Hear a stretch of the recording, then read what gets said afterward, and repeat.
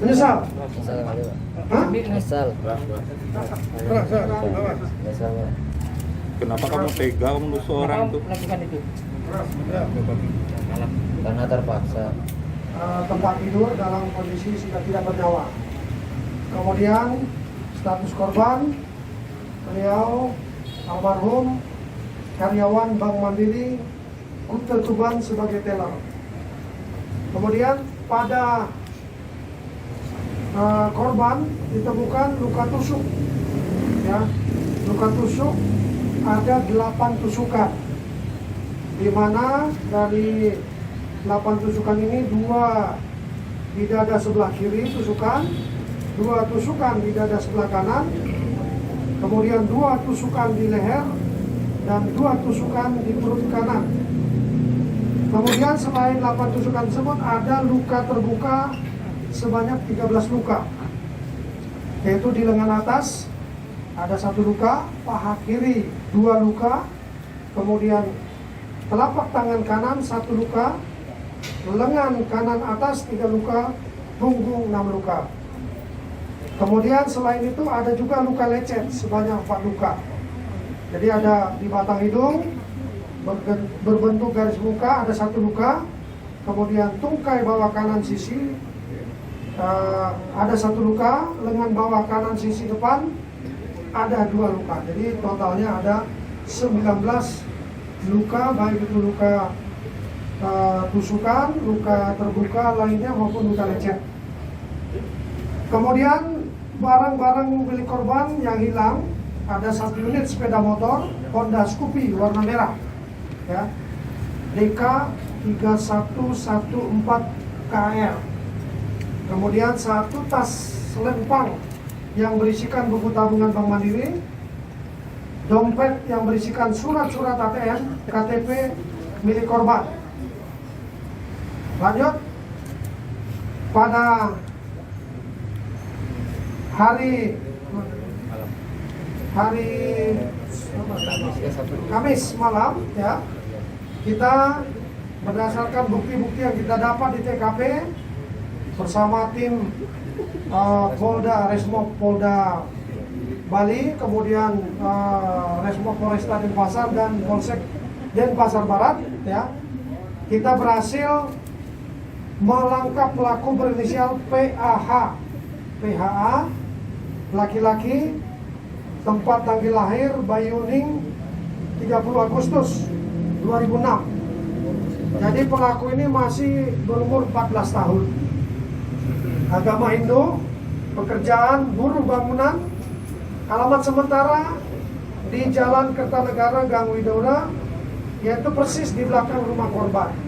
Jadi pelaku ini bersama orang tua dari pelaku kos, ya, di belakang rumah korban. Alamat asal di desa, ulangi, di lingkungan Bayuning Timur, Buleleng. Kronologis kejadian berawal hari Sabtu 26 Desember sekitar jam 12 siang. Pelaku melihat korban seorang diri dan timbul niat pelaku untuk mencuri. Jadi niat awal dari pelaku ini mencuri. Dan dari hasil pengembangan yang dilakukan oleh tim baik dari Polda, Reskrim Polresta dan Polsek, bahwa pelaku ini juga sudah pernah melakukan pencurian di Buleleng, pencurian sesari atau kotak yang ada di Pura, ya.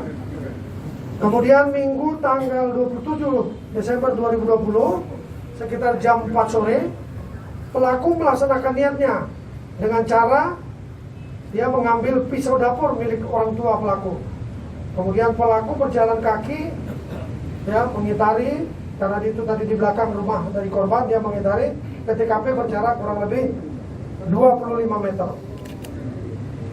Pelaku melewati rumah korban sambil mengawasi TKP. Melihat korban ada posisi berada di kamar lantai 1. Kemudian korban masuk ke dalam rumah menuju lantai 2. Melihat korban masuk ke lantai 1 menuju lantai 2, pelaku bersembunyi di balik pintu kamar lantai 1. Kemudian sekitar 2 menit kemudian, Pelaku ikut naik ke lantai 2. Pelaku melihat korban sedang bermain HP di depan kamar. Korban membalikkan badan dan korban terlihat dan melihat pelaku. Ya, korban kaget, langsung berteriak maling, maling, maling sebanyak 5 kali. Kemudian pelaku karena sudah ketahuan, ya, mendekati korban, mendorong korban ke belakang. Ya, korban jatuh di atas kasur. Pelaku membekap mulut korban dan melakukan penganiayaan dengan menggunakan pisau yang sudah disiapkan oleh pelaku.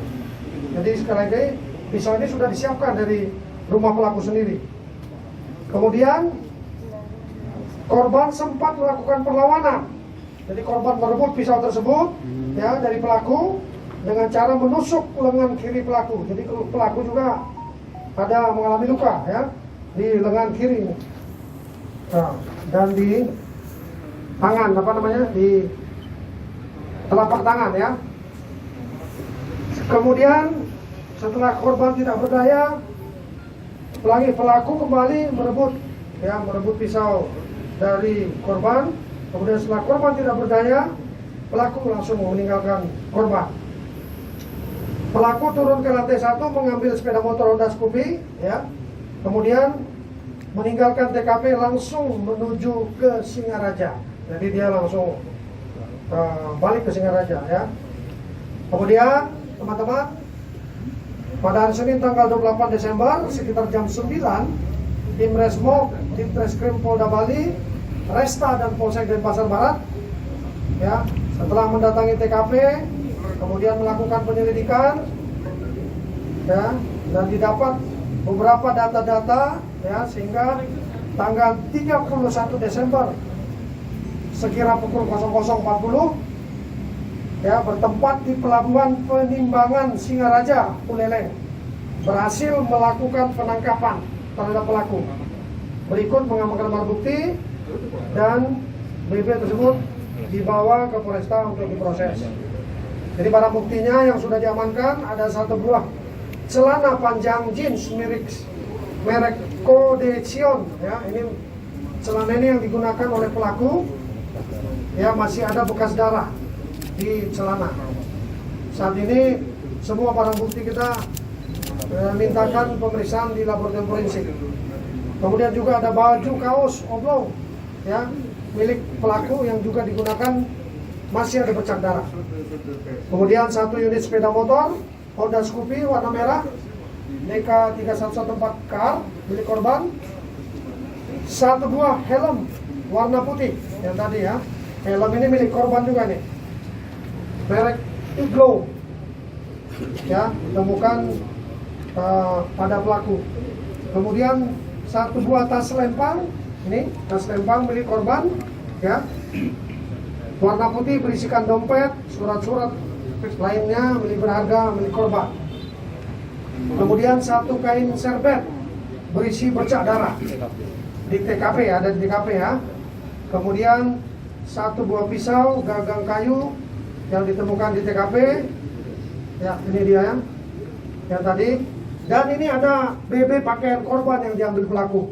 Sini juga ada ini bercak darah di jaket. Salah satunya digunakan untuk mengikat lukanya, karena tadi dia luka, dia mengikat luka dengan menggunakan jaket milik korban, ya. Modus operandi menganiaya korban dengan pisau hingga meninggal dunia, kemudian mengambil barang milik korban. Itu modusnya, ya. Motifnya pencurian. Pasal yang akan dipersangkakan pasal 338 KUHP dan atau pasal 35 ayat 3 KUHP, di mana ancamannya pidana penjara 15 tahun, ya. Dan juga nanti akan ada pemberatan yang akan kita lengkapi bukti-bukti yang ada di Buleleng dan seterusnya. Nah, kemudian perlu diinformasikan juga terhadap pelaku, ya. Selain memang karena kita temukan korban juga dalam kondisi positif COVID, tetapi prosedur yang selama ini kita lakukan, apabila kita melakukan penahanan, sebelum melakukan penahanan pasti kita lakukan swab dulu atau rapid antigen paling tidak, untuk memastikan bahwa tahanan yang akan kita masukkan ke penahanan ruang tahanan itu dalam kondisi yang layak dan pantas ditahan dan tidak terkena COVID-19.